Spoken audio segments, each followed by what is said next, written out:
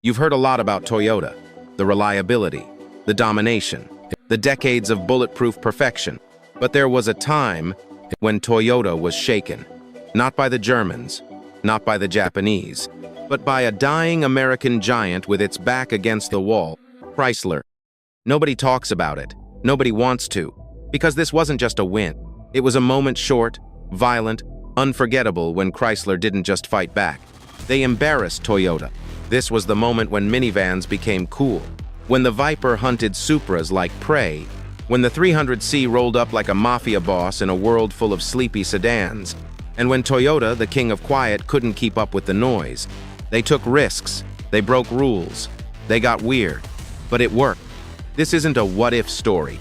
It happened, and the fact you've never heard it, that's the real tragedy. Don't blink, don't scroll, because once this story starts, you'll never look at Chrysler the same again. Toyota was on a roll. Lexus had stunned the luxury world. The Supra Turbo was quietly dominating the streets. Camrys were selling like bottled oxygen. Japan was building perfection, machines that didn't leak, didn't rattle, didn't die. And America? America was bleeding. Chrysler, once a pillar of Detroit steel, was dangling over bankruptcy. The headlines were grim: layoffs, bailouts, closures. But behind the curtains of chaos, something was hissing. A snake. No committees, no focus groups, no compromises. Just raw, violent ambition welded into aluminum and fire. The Dodge Viper. 10 cylinders. No traction control. No ABS. No roof. No forgiveness. It didn't whisper. It roared. A 400 horsepower, red-blooded monster that didn't care what came before it. And when it hit the streets, everything changed. Toyota froze. Their engineers had been obsessing over refinement, shaving milliseconds, polishing curves, perfecting balance. But Chrysler had skipped the rules. They didn't chase perfection. They chased fear. And it worked. The Supra, once the poster child of Japanese muscle, suddenly looked tame. Too quiet, too polite. Because next to the Viper, it wasn't just a car. It was a dare. A dare to every automaker too scared to go unfiltered. To every executive playing it safe. To Toyota, the untouchable giant who just got slapped by a company on life support. And the world watched. Not because they believed Chrysler could win, but because they couldn't believe what Chrysler had just done. And deep inside Toyota's boardrooms, under the silence, behind the smiles, they knew. The snake had struck first. And now, the game was no longer about who built the best. It was about who had the guts to go wild. The Viper wasn't just fast, it was reckless. It wasn't just loud, it was lawless. And that scared Toyota more than anything. Because for the first time in decades, someone broke the unspoken contract of the industry. Play it safe, polish everything, never lose control. But Chrysler didn't care. They were desperate.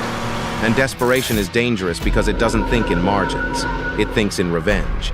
Inside Toyota, the panic didn't show up as screaming. It showed up in silence. Late meetings, longer stares, whiteboards filled with questions no one wanted to answer. What just happened?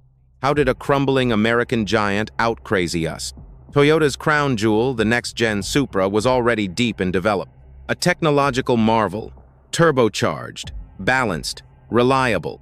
But now, it looked cautious, too civilized, too respectful. And the worst part? The Viper wasn't just stealing attention. It was rewriting expectations. Car magazines couldn't shut up about it. TV ads played it like a rock anthem. And the youth? The youth didn't care about balance anymore. They wanted chaos, drama. They wanted to feel like they were riding a missile, not attending a driving seminar. Toyota wasn't ready for this war. They had built a katana, precision, perfection, control.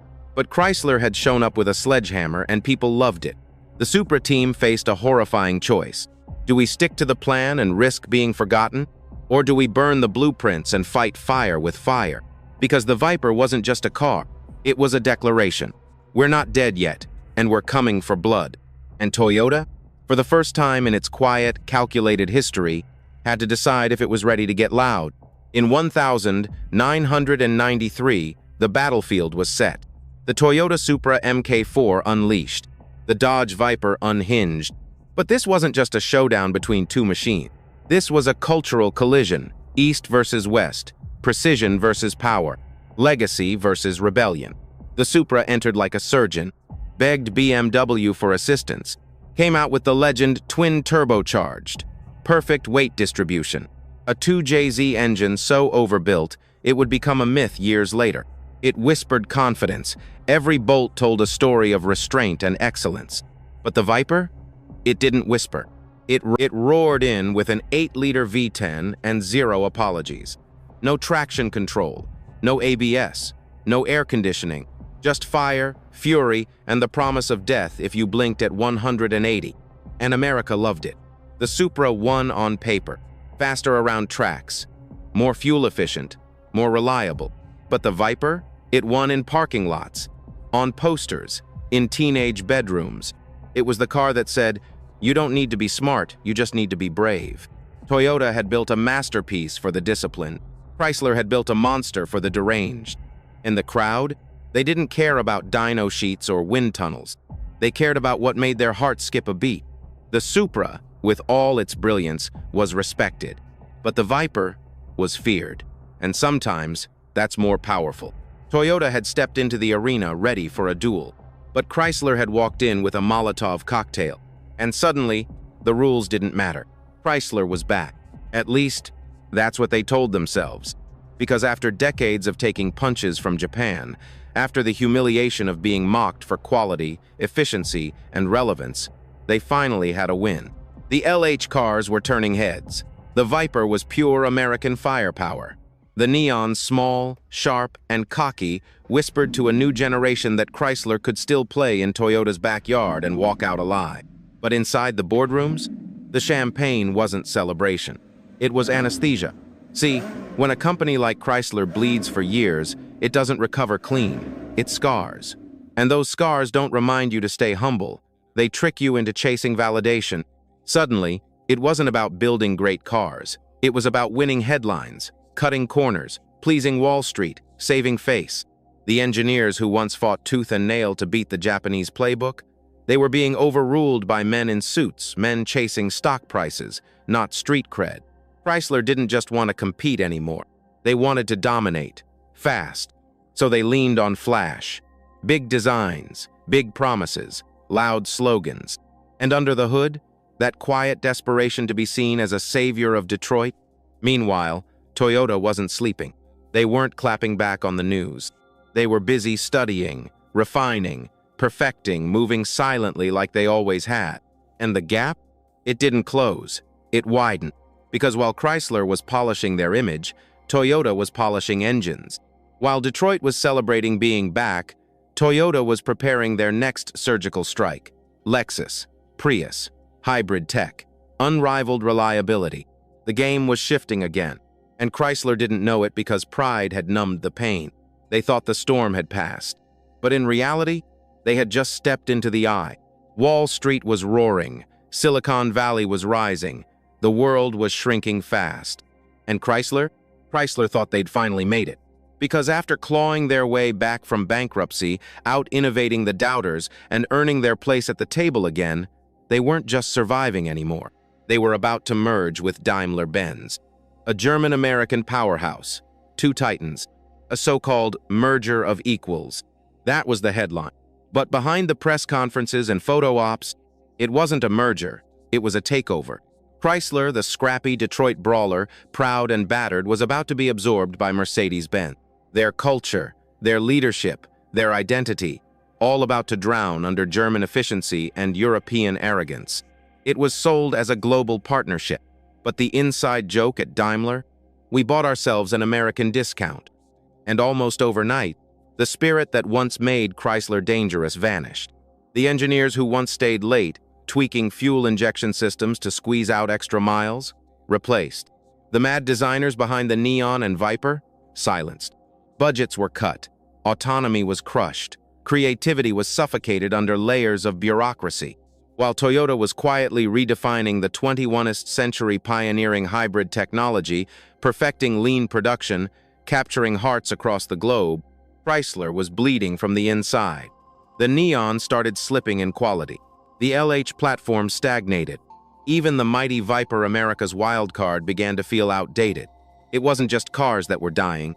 It was momentum. The fire that once made Chrysler feared gone, replaced by press releases, boardroom power plays, and a slow, painful slide back into irrelevance. They thought the Daimler deal would elevate them to Toyota's level. Instead, it buried them alive, while Chrysler tangled itself in mergers, identity crises, and executive reshuffles. Toyota never flinched. They didn't need flashy headlines. They didn't chase hype. They just executed. Quietly, ruthlessly. They were the silent killer creeping forward while the rest of Detroit played checkers. In 2000, the Prius hit US roads. A hybrid? In America, people laughed, said it looked like a jelly bean. But Toyota wasn't playing for now. They were playing for forever.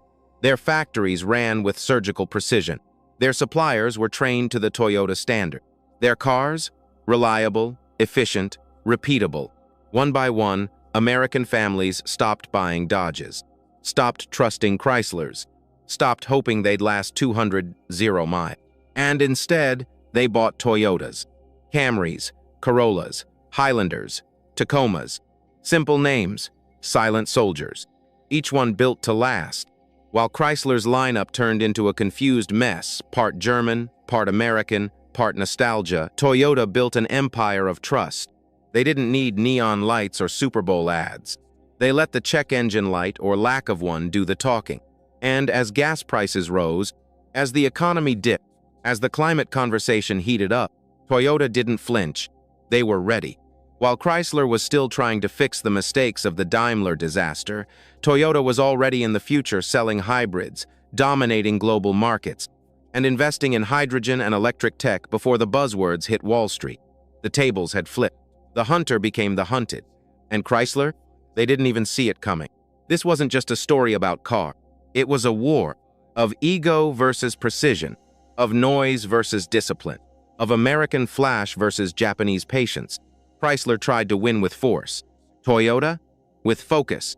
And in the end, the scoreboard didn't lie. Today, Toyota sits among the world's most dominant automakers, global, stable, trusted. And Chrysler? A ghost of what it once was, shuffled between owners, bailed out, rebranded, forgotten. This was never about horsepower. It was about endurance. And while Detroit boomed and crashed and boomed again, Toyota just kept moving. So the next time someone tells you the flashy win the race, tell them about Chrysler. Tell them about Toyota. Tell them the quiet ones are the ones you should fear most. Now here's the kicker. If this story lit something inside you, that craving for hidden history, the wars beneath the surface, the truth no one dares to say, you know what to do. Hit that subscribe, drop your thoughts in the comments, and join us next time where we peel back another layer of automotive deception, glory, and downfall. Because this isn't just YouTube. This is where legends rise and fall.